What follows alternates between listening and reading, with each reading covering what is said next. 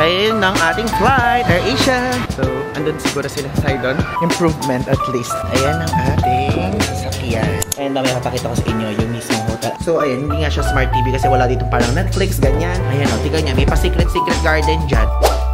Hello guys! I'm back again with another video, another series, another travel destination to visit. At ngayon po, tayo po ay pupunta sa isa sa pinakasikat na isla sa Pilipinas, sa Boracay. And actually guys, ngayon pa lang sasabihin ko na sa inyo, ito pong video na to, ang kasunod po ng series na to ay Boracay din. Okay? So dalawang Boracay vlogs ang lalabas, like ibang set of trip naman yung isa. Kasi ito po ay pinprioritize ko kasi para sunod-sunod. Then yung susunod na vlog is yun na yung mga backlogs onwards, okay? Baka kasi magtaka kayo, Boracay ngayon at Boracay ulit ang mismong susunod. So ngayon, kasalukuyan, nandito ngayon tayo sa NAIA Terminal 2 dahil ang ating flight ay ang AirAsia. I mean, yun ang ating airline for today. So let's go. Yan. AirAsia. Kasi guys, yung AirAsia, share ko lang sa inyo. Dito na siya sa NAIA Terminal 2 plus dun sa side doon yung Philippine Airlines, okay? So we're flying with AirAsia today. So video na to, let's go. Sama kita sa vlog ko, ate, okay lang?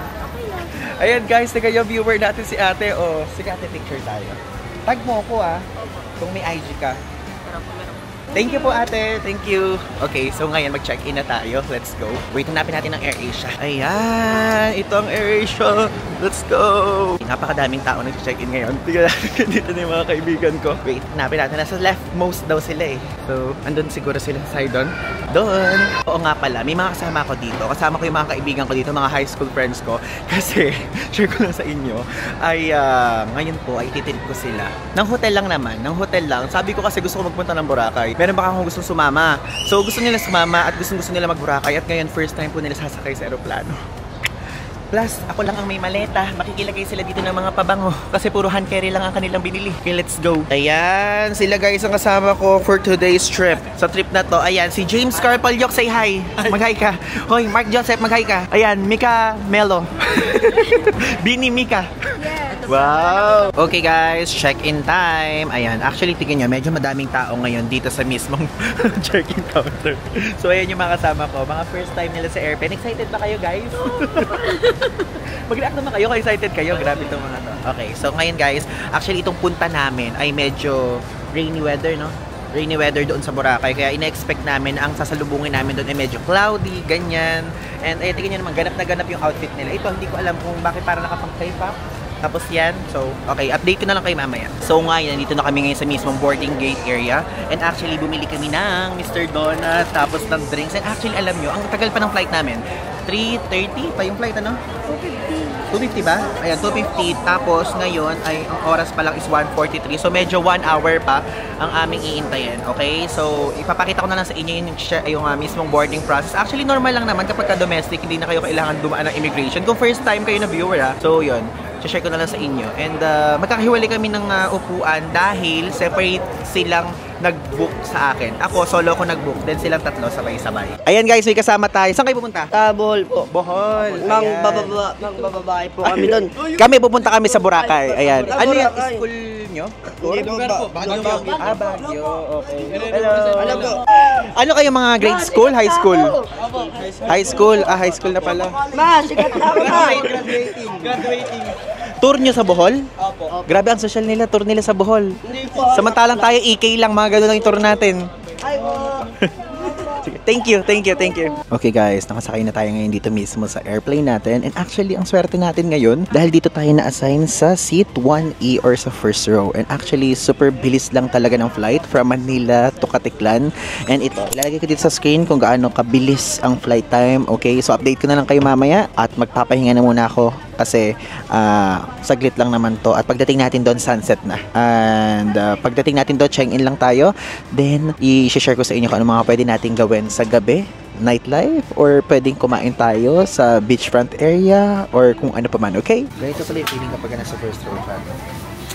First time ko ang first row sa AirAsia. Ano yung favorite ko din yung music na yan.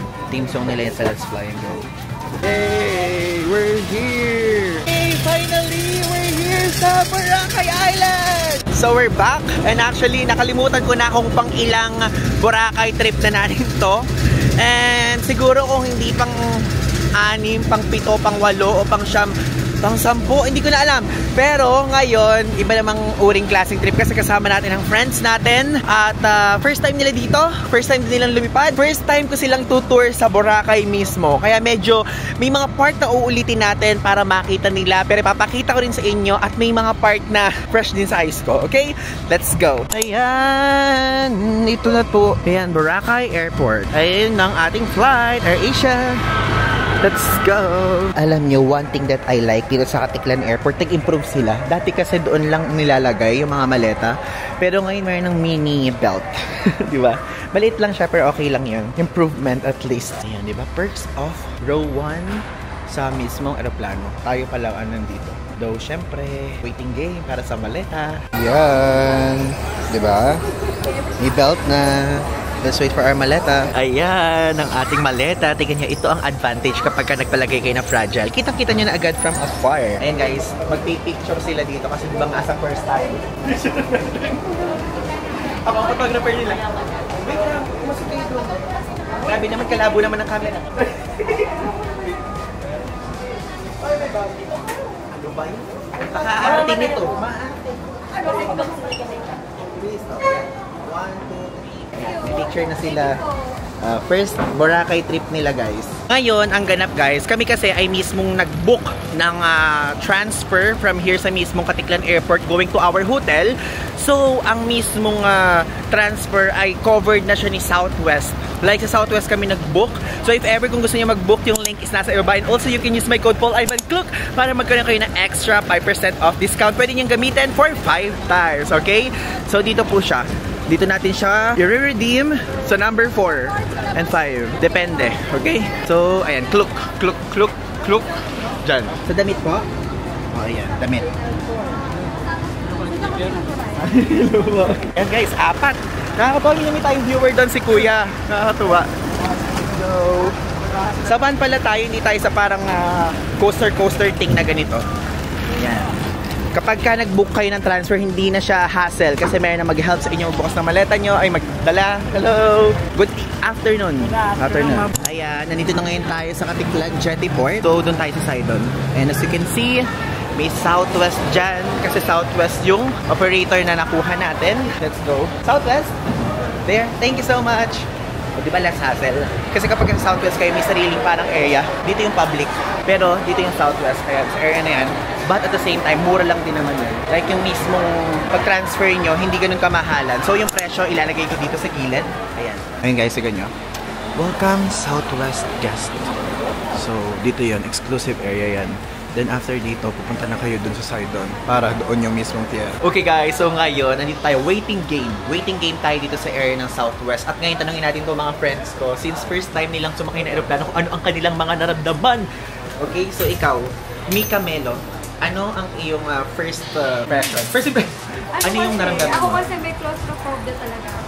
Muntik siyang mag-trigger. Pero along the way naman, nasa taas, chill na lang. Pero hindi parang hinuhukay yung bituka mo. Eh, parang hinukay. Parang hinukay? Parang nasa roller coaster na? Oo, ganun din ako nung first time ko eh. Ikaw naman, James Carl, ano naman ang iyong naramdaman? Nakatulog lang ako buong biyahe. Nakatulog ka? Same lang din sa akin. So, hindi ka natakot? Hindi naman, kasi pagod din ako.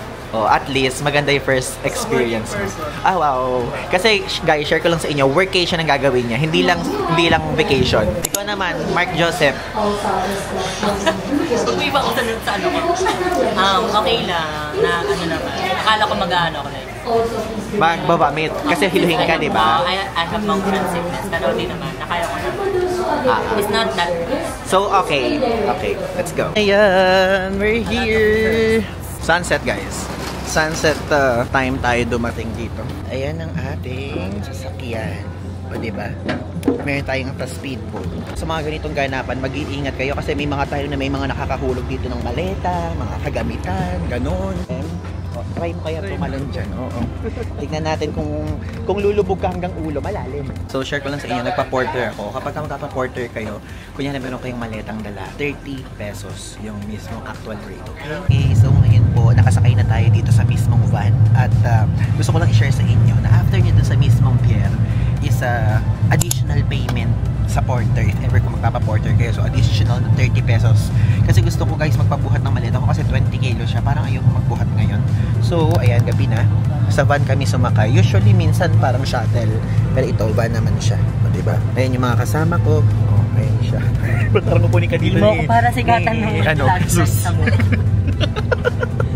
Guys, so ngayon nandito ngayon tayo sa Secret Garden. Mag-check-in na tayo. And syempre, kapag ka mag-check-in kayo, is bibigyan nila agad kayo ng wifi. Plus, susulat nyo yung mga info nyo dito sa registration form. Okay, so ang kailangan lang naman mga guest name, address, telephone, email address, nationality, ganyan. And mamaya papakita ko sa inyo yung mismong hotel. Ano ko yung na-assign sa aming hotel? Ay, room pala, I mean? Cosmos at saka yung standard. Standard room. Okay. Ayan. Let's go. Doon tayo sa side na to. Actually, ito meron dito Esquinita Filipino Eatery. Then, ayan si Kuya. Talaga palang super secret pala talaga nitong garden na to. Wow. Secret na nga. Garden pa. Okay?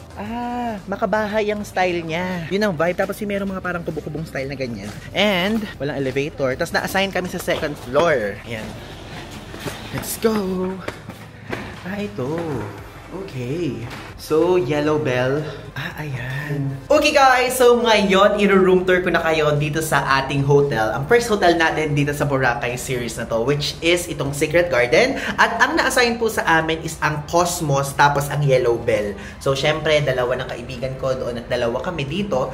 So, ito yung itsura. So, as you can see, mismong yung Cosmos room na to, pagpasok pa lang, pintuan agad. And hindi ito powered by mismong keycard. And hindi din powered by yung power keycard. Yung power card, ganun. Hindi ganun. Like, very normal, very traditional itong hotel na to. Yung mga room, very traditional din. Sa tabi ng pintuan, ayan, makikita nyo dito yung mismong toilet. And ayang toilet, isang makikita nyo dito ang mismong half mirror. Ayan, half body mirror.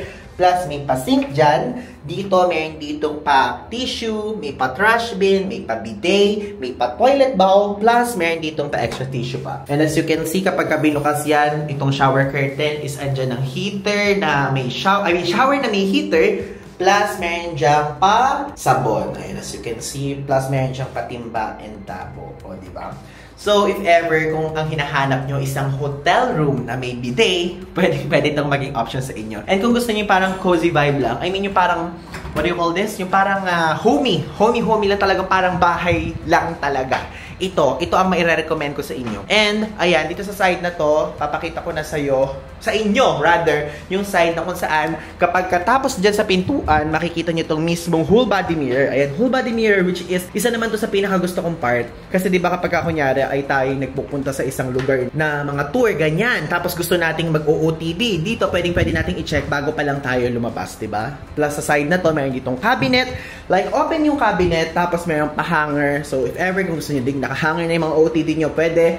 Plus, sa side na to, yung mismong television. So, hindi siya smart TV, I think. So, ayan, hindi nga siya smart TV kasi wala dito parang Netflix, ganyan. Plus, ayan, may pa-working table dito. And dito sa area na to, yung mismong aircon. At yung aircon nila, yung window type, hindi split type, okay? Though, napakalamig. Like, kaya nga ako nandito simula kanina kasi napakalamig talaga niya, guys. For real. Plus, dito sa side na to, is makikita nyo, is yung bed. O, diba yung bed? Yung parang mga bedsheet natin sa bahay. Nakakatuwa. Like, guys, parang ang humi-humi niya talaga. And dito sa side na to, is yung sa bedside table, plus yung emergency lamp. Tama ba yung tawag ko? Hindi ko alam kung emergency lamp ang tawag dyan.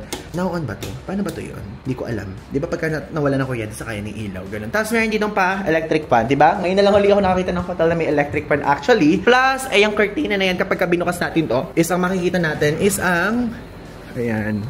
O, diba? Meron din na pa-balcony. If ever kung gusto niyo diyang mag-yosi-yosi sa mga taong nag-yosi dyan, pwede yan. And yun ang nagustuhan ko dito kasi talagang parang ang homey-homey niya. And kami kasing magkakaibigan, nung nagplano kami nung una pa lang, ang iniisip namin, gusto namin makatipid, guys. Like, di ba meron tayong mga trip na gusto nating makatipid, gusto natin yung tipong ma-maximize natin yung budget natin, at ito yon. If ever kung gusto nyo i-book to, i-click nyo lang yung link below and also you can use my code PaulIvanCloak para magkaroon kayo ng extra 5% off discount. Pwede nyo gamitin yan for 5 times. Plus, guys, napakadaming mga hotel room options na pwede nyo piliin. Depende yan sa trip nyo. Pero kami, wait. May pumasok na lang po. So, meron kami, guys, ito ang pinili namin kasi super mura niya talaga. Like, hindi naman ganun kamurahan, pero mura pa din, okay? Kung tutuusin. So, yung presyo niya, ilalagay ko dito sa ibaba if ever kung gusto nyo magkaroon ng idea, okay? And tomorrow, ipapakita ko sa inyo yung labas naman ng mismong hotel room na to. Kasi nagsimula tayo sa mismong lobby area and gabi na kasi kaya hindi ko na kayo video, di ba? Pero, ipapakita ko sa inyo naman yung room naman ng mga friends ko. Ayan, ito yung kanila. Ayan, as you can see, yellow bell. So, ayan, pumasok tayo. Ayan, as you can see, ganun din ang setup dito. Meron din dito toilet, tapos ayan, meron dito pa-bidet, and meron dito half-body mirror, plus ayan. Ganun lang din, kung ano din dun sa isa. Kaya nga lang, dito medyo yung light niya ay hindi ganun kaliwanag o hindi pa nakabukas lahat. O kahit nakabukas lahat, hindi pa rin ganun kaliwanag. And, tulad nga ng sinabi ko sa inyo, itong hotel na to, di ba mayroong mga hotel na parang ang ambience, ang interior design ay yung tipong talagang modern na. Itong hotel na to parang for us, nung namimili kami ng hotel ng una, is nakita namin na para talaga siyang homey lang. Yung parang tipong bahay, yung itsura, and at the same time, again, tulad ng sinabi ko sa inyo kanina, is mura. Okay? So, ayan, quick tour lang kasi medyo may mga kalat-kalat na dito kasi syempre, itong mga kaibigan ko ay gustong-gusto na nila talagang magpalit dahil pupunta na kami sa beachfront and same setup lang. Though dito, ang kaibahan lang nito, Condura ang brand ng aircon dito pero sa atin, Colin o ganung level.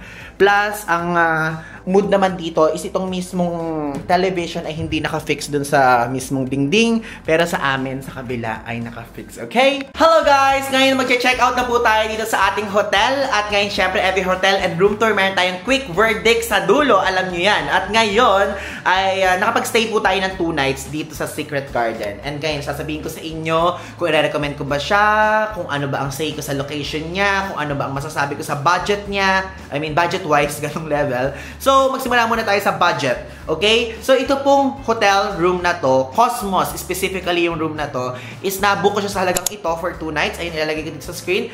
And for me, parang budget traveler, as a budget traveler sa trip na to, is worth it siya dahil meron akong ka-share dito guys. Ka-share ko yung friend ko. And aside from that is 2 room ang kinuha namin. Isipin niyo yun. Tapos, aside from that is yung pagka-budget niya, yun din ang makukuha niya sa mismong interior. Which is, ayan, as you can see, very homey yung vibe niya. Parang nasa bahay lang kayo. Yung parang tipong pagising niyo, ay wala ako sa hotel, nasa bahay lang ako. Parang ganong level. Parang ganong level guys. And aside from that, paglabas nito, ayan, papakita ko sa inyo. Wait, nakalak. Ano ba yan?